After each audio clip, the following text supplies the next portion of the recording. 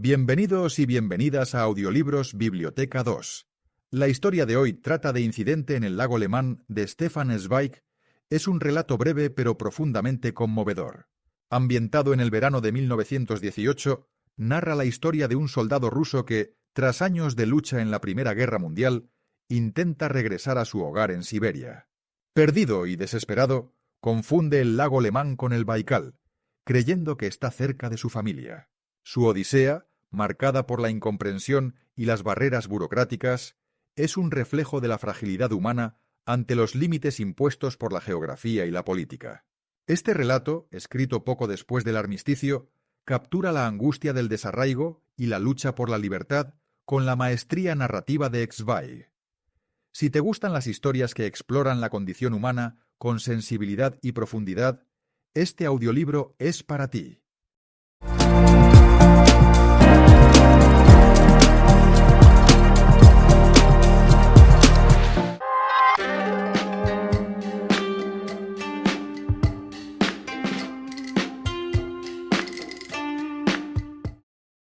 Incidente en el lago Le Mans.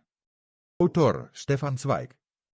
A orillas del lago de Le Mans, cerca de la pequeña ciudad suiza de Villeneuve, en una noche de verano del año 1918, un pescador que había remado su barca hacia el lago advirtió en medio del agua un objeto extraño, y al acercarse reconoció un embarcadero formado por vigas sueltas, en el que un hombre desnudo, en torpes movimientos, intentaba impulsarse hacia adelante con una tabla que usaba como remo. Asombrado, el pescador se acercó, ayudó al agotado a subir a su barca, cubrió de forma precaria su desnudez con unas redes y trató de hablarle al hombre, que, temblando de frío y acurrucado en un rincón de la barca, respondía en una lengua extraña, de la cual ni una sola palabra se asemejaba a la suya. Pronto el prestador de auxilio desistió de cualquier otro intento, recogió sus redes y remó con mayor celeridad hacia la orilla. A medida que, con la luz temprana, se delineaban los contornos de la ribera, el semblante del hombre desnudo comenzó también a iluminarse. Una risa infantil brotó de la maraña de su barba. Una mano se alzó señalando hacia el otro lado, y de forma repetida, entre preguntas y afirmaciones casi seguras, balbuceó una palabra que sonaba a Rosilla, y cuyo tono se volvía cada vez más dichoso cuanto más se acercaba el quilla a la orilla. Finalmente, la barca rechinó al encallar en la playa. Las parientes femeninas del pescador, que aguardaban la presa mojada, se dispersaron chillando, como en los tiempos de las doncellas de Nausicaa, al ver al hombre desnudo en la red de pesca. Y atrayendo lentamente la extraña noticia, varios hombres del pueblo se congregaron, a quienes poco después se les había asignado de modo consciente y con sello oficial el valiente Weibel del lugar. Por diversas instrucciones y la amplia experiencia adquirida en tiempos de guerra, tuvo claro de inmediato que se trataba de un desertor, que debía haber nadado desde la orilla francesa, y se dispuso a interrogarlo oficialmente. Pero este torpe intento pronto perdió dignidad y valor al comprobarse que el hombre desnudo, a quien mientras tanto algunos lugareños le habían arrojado una chaqueta y un pantalón corto, respondía a todas las preguntas repitiendo cada vez con mayor nerviosismo e inseguridad su interrogante «¿Rosilla? ¿Rosilla?». Algo irritado por su fracaso, el Weibel ordenó, mediante gestos inconfundibles, que el extraño le siguiera, y arrastrado por la ya despertada juventud del pueblo, el hombre, empapado y sin ropa en las piernas, fue llevado al edificio municipal y allí puesto bajo custodia. No se resistió, no dijo palabra, solo que sus ojos, antes brillantes, se oscurecieron de decepción, y sus anchos hombros se encorvaron como abatidos bajo un golpe temido. La noticia de aquella captura humana en el agua se había difundido ya hasta los hoteles cercanos, y alegre por una insólita anécdota en la monotonía del día, algunas damas y caballeros se acercaron para contemplar al hombre salvaje. Una dama le ofreció dulces, los cuales él dejó de lado con recelo. Un caballero tomó una fotografía y todos charlaban y reían a su alrededor, hasta que finalmente el encargado de un gran hostal, que había vivido largo tiempo en el extranjero y dominaba varias lenguas, se dirigió sucesivamente al ya bastante asustado hombre en alemán, italiano, inglés y finalmente, En ruso. Apenas escuchó el primer sonido de su lengua natal, el asustado se enderezó, su rostro bondadoso se abrió en una amplia sonrisa de oreja a oreja, y de forma repentina y segura relató toda su historia. Era larga y muy enrevesada, y en sus detalles no siempre era comprensible para el intérprete ocasional. Pero en esencia el destino de aquel hombre era el siguiente. Había combatido en Rusia, y un día fue embolsado junto a 1000 otros en vagones y llevado muy lejos, luego vuelto a embarcar en barcos y llevado aún más tiempo a través de países donde hacía tanto calor que, según él, los huesos se cocinaban en la carne. Finalmente fueron desembarcados en algún lugar, embolsados nuevamente en vagones, y de pronto se vieron forzados a asaltar una colina, de la cual no supo nada más, porque al principio le había alcanzado una bala en la pierna.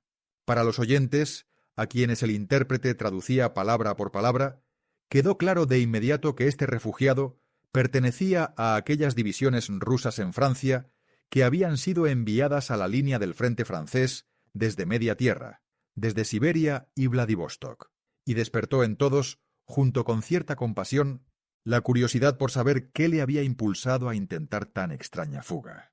Con una sonrisa que era a la vez benévola y astuta, el ruso contó que, apenas recuperado, había preguntado a las enfermeras dónde quedaba Rusia, y ellas le indicaron la dirección, cuya imagen aproximada había conservado gracias a la posición del sol y de las estrellas, y que por ello se había escapado en secreto, vagando de noche y escondiéndose de las patrullas en montículos de paja durante el día. Comió frutas y pan mendigado durante 10 días, hasta que por fin llegó a ese lago. Entonces sus explicaciones se volvieron más imprecisas. Parecía que, procedente de las cercanías del lago Baikal, había supuesto que al otro lado, cuyas líneas ondulantes veía en la luz del atardecer, debía situarse Rusia. En cualquier caso, había sustraído 2 vigas de una cabaña, y recostado sobre ellas, con la ayuda de una tabla usada como remo, se había aventurado mar adentro, donde fue encontrado por el pescador. La inquieta pregunta con la que concluyó su confuso relato, preguntando si al día siguiente podría ya estar en casa, provocó, apenas traducida, una carcajada por su ingenuidad, que pronto dio paso a un compasivo lástimo, y cada uno depositó a su alrededor unas monedas o billetes. Mientras tanto, por medio de una llamada telefónica desde Montreux, apareció un alto oficial de policía, que con no poca dificultad redactó un acta del incidente, porque no solo el intérprete casual resultó ser insuficiente, sino que también quedó patente la inaudita ignorancia, inabarcable para los occidentales, de aquel hombre cuyo conocimiento sobre sí mismo apenas superaba su propio nombre, Boris, y que apenas podía ofrecer, respecto a su pueblo natal, descripciones muy confusas, por ejemplo, que eran siervos del príncipe Mechernski. Dijo siervos, aunque hacía ya una eternidad que se había abolido esa servidumbre, y que vivía a 50 verstas del gran lago junto a su esposa y 3 hijos. Entonces comenzó el debate sobre su destino, mientras él, con la mirada aturdida, se encorvaba en medio de los discutidores.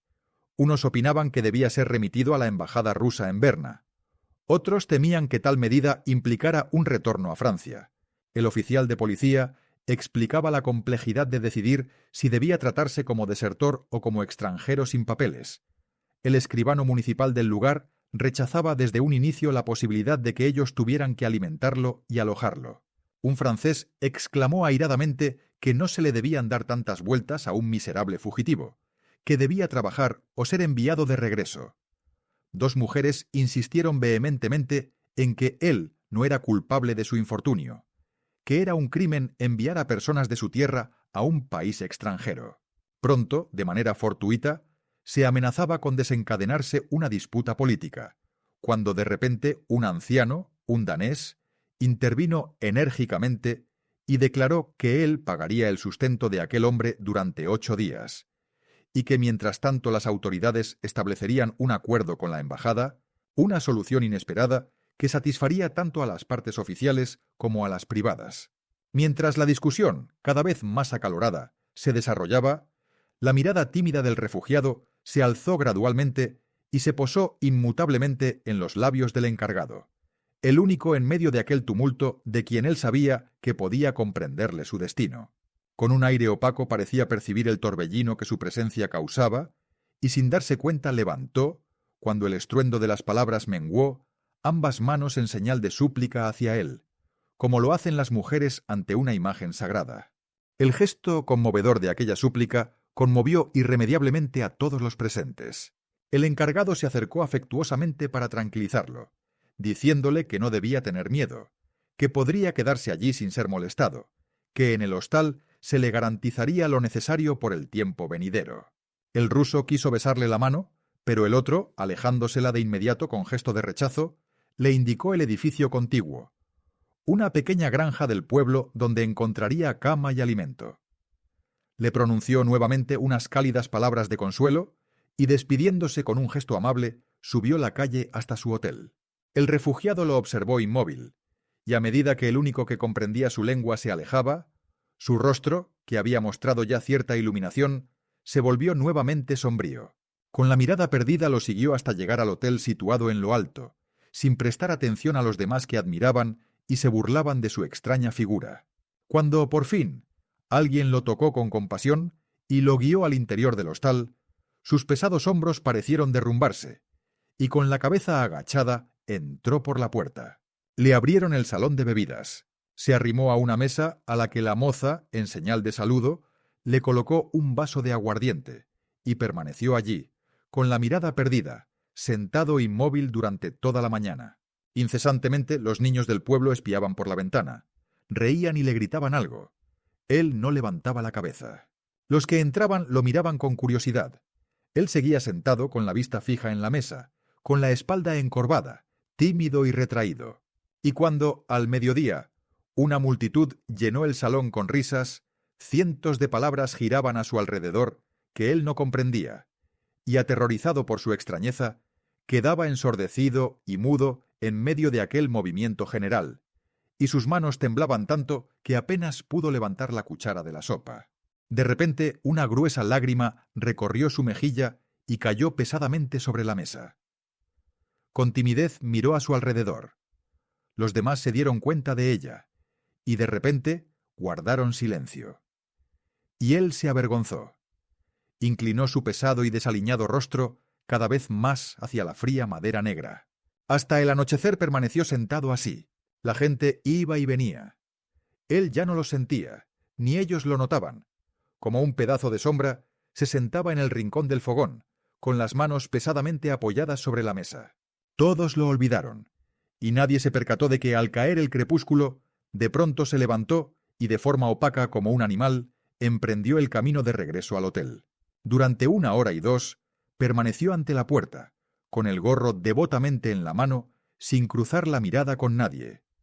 Por fin aquella extraña figura, inmóvil y oscura como un tocón de árbol ante la entrada refulgente del hotel, echó raíces en el suelo, y uno de los mozos se le acercó, y llamó al encargado. Otra vez surgió una pequeña luminosidad en el rostro sombrío del refugiado, al escuchar su voz. —¿Qué quieres, Boris? —preguntó el encargado con benevolencia. —Perdón —balbuceó el refugiado—, solo quería saber si puedo volver a casa. —Claro que sí, Boris, puedes volver a casa —sonrió el interlocutor. —¿Ya mañana? Entonces el otro se volvió serio. La sonrisa se desvaneció de su rostro. Tan suplicantes fueron las palabras. —No, Boris, aún no, hasta que la guerra termine. —¿Y cuándo? ¿Cuándo terminará la guerra? Dios sabe, nosotros los hombres no lo sabemos.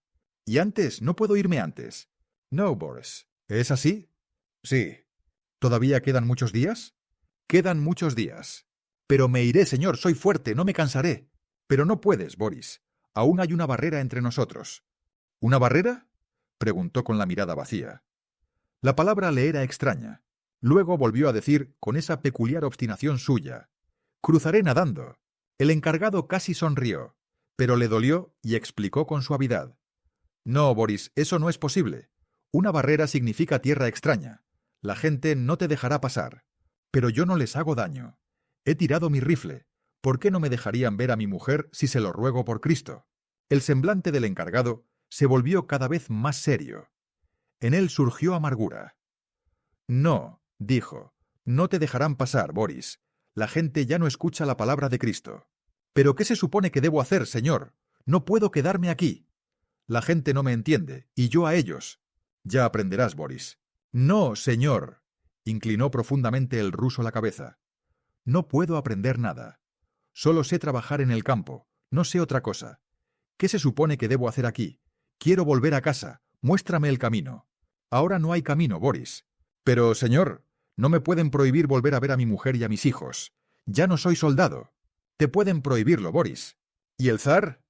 Preguntó de repente, temblando de expectativa y reverencia. Ya no hay zar, Boris. La gente lo ha derrocado. ¿Ya no hay zar? Teñía de incredulidad su mirada hacia el otro. Una última luz se apagó en sus ojos, y muy cansado dijo: «¿Entonces no puedo volver a casa?» «Todavía no. Debes esperar, Boris». «¿Mucho tiempo?» «No lo sé». Cada vez su rostro se oscurecía más en la penumbra. «He esperado tanto tiempo. No puedo esperar más. Muéstrame el camino. Quiero intentarlo», exclamó. «No hay camino, Boris. En la frontera te detendrán. Quédate aquí. Te encontraremos trabajo». «La gente no me entiende, y yo a ellos», repitió obstinadamente. «No puedo vivir aquí. Ayúdame, señor». «No puedo, Boris». «Ayúdame por Cristo, señor. Ayúdame, no lo soporto más». «No puedo, Boris. Nadie puede ayudar al otro ahora». Se quedaron en silencio mirándose. Boris jugaba con el gorro en sus manos. «¿Por qué entonces me sacaron de la casa?» «Dijeron que debía defender a Rusia y al zar, pero Rusia está lejos de aquí, y tú dices que el zar...» «¿Cómo dijiste?» «Derrocado. Derrocado», repitió sin comprender. «¿Qué se supone que debo hacer ahora, señor? Quiero volver a casa. Mis hijos claman por mí. No puedo vivir aquí. Ayúdame, señor, ayúdame». «No puedo, Boris». «¿Y nadie puede ayudarme?» «Nadie, ahora». El ruso inclinó la cabeza aún más, y luego dijo, de repente con voz opaca: «Te doy las gracias, señor», y se dio la vuelta. Muy lentamente emprendió el camino de bajada. El encargado lo observó largamente, maravillado de que no se dirigiera al hostal, sino que descendiera por las escaleras hacia el lago. Suspiró profundamente y volvió a su trabajo en el hotel. Por casualidad, la mañana siguiente, el mismo pescador encontró el cadáver desnudo del ahogado. Había colocado cuidadosamente en la orilla los pantalones, el gorro y la chaqueta que le habían regalado, y se había metido al agua, como si emergiera de ella. Se levantó un acta del suceso, y dado que no se conocía el nombre del extranjero, se colocó sobre su tumba una sencilla cruz de madera, una de esas pequeñas cruces sobre destinos anónimos con las que hoy Europa se ve salpicada de cabo a cabo.